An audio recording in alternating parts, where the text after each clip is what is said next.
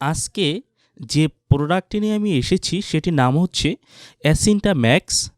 এই সিরাপটির ভিতরে রয়েছে সোডিয়াম অ্যালজিনেট, সোডিয়াম বাইকার্বনেট ও ক্যালসিয়াম কার্বনেটের সংমিশ্রণে এই সিরাপটি তৈরি হয়ে থাকে।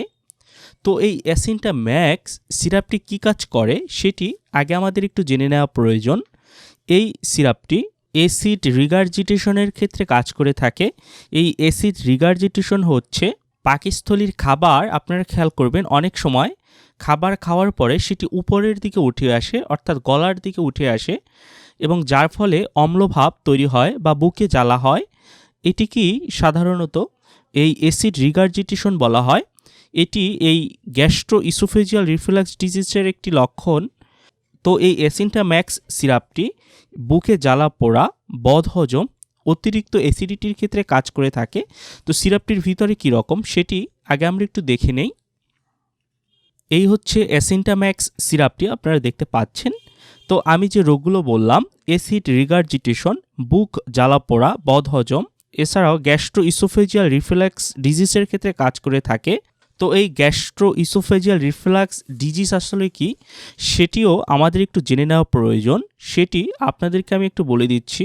এই ডিজিজটি হচ্ছে যখন আপনারা খাবার গ্রহণ করেন তখন খেয়াল করবেন অনেক সময় খাবারগুলো উপরের দিকে উঠে আসে, খাদ্যনালীর দিকে চলে আসে, গলা পর্যন্ত চলে আসে, যার ফলে বুকের ভিতরে জ্বালা হয়, অম্লভাব হয়, গলা পোড়া জাতীয় সমস্যা দেখা দেয় এবং অস্বস্তি বোধ হয়। এগুলি হচ্ছে এই গ্যাস্ট্রো ইসোফেজিয়াল রিফ্লাক্স ডিজিজ। এই সকল ক্ষেত্রেই এই অ্যাসিন্টা ম্যাক্স সিরাপটি কাজ করে। এটি খাবার ফলে পাকস্থলীর অম্লত্ব কমিয়ে আনে। তো সিরাপটি আপনারা কিভাবে খাবেন সেটি আপনাদেরকে এখন আমি বলে দিচ্ছি। যারা প্রাপ্তবয়স্ক রয়েছেন এবং এই রোগে ভুগছেন তারা দৈনিক 2 চামচ ওষুধ রোজ 3 বার খেতে পারবেন, সকালে, দুপুরে এবং রাতে খাবার পরে বা খাবার আগেও খাওয়া যায়। তবে সেক্ষেত্রে আমার পরামর্শ থাকবে অবশ্যই আপনারা কোনো রেজিস্টার্ড ডাক্তারের পরামর্শ নিয়ে এই অ্যাসিন্টা ম্যাক্স সিরাপটি খাওয়ার চেষ্টা করবেন। তো এই সিরাপটি সাধারণত বাজারজাত করে থাকে স্কয়ার ফার্মাসিউটিক্যাল লিমিটেড। এটি স্কয়ার কোম্পানির একটি প্রোডাক্ট। এটির মূল্য হচ্ছে 300 টাকা। আপনারা 300 টাকায় যে কোনো ফার্মেসির দোকান থেকে এটি ক্রয় করতে পারবেন। এটি গর্ভাবস্থায় খাওয়া যাবে, সেক্ষেত্রে অবশ্যই ডাক্তারের পরামর্শ নিয়ে ব্যবহার করতে হবে।